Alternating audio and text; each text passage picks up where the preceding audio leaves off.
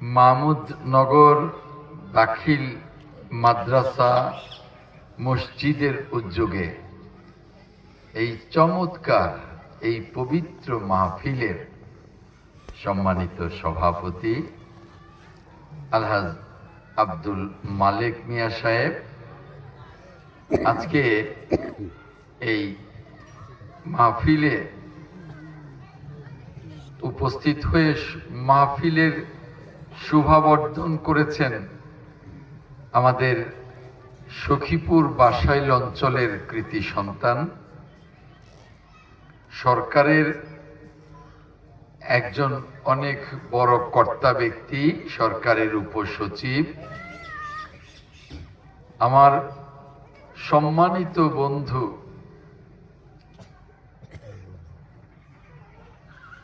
সাবেক অনেক বড় একজন রাজনীতিক, বাংলাদেশ ব্যাংকের সাবেক জেনারেল ম্যানেজার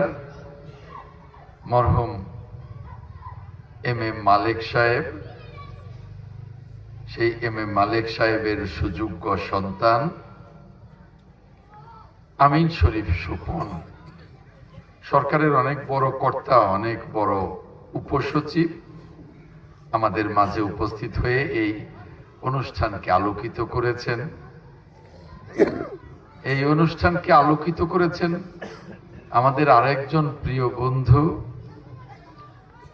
দেশের একজন বিশিষ্ট ব্যবসায়ী,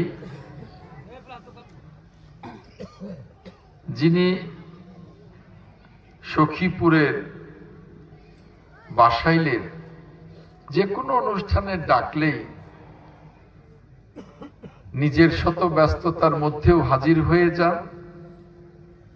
এবং সহযোগিতার হাত বাড়িয়ে দেন। আমাদের সেই প্রিয় বন্ধু জনাব তোফাজ্জল হোসেন সাহেব,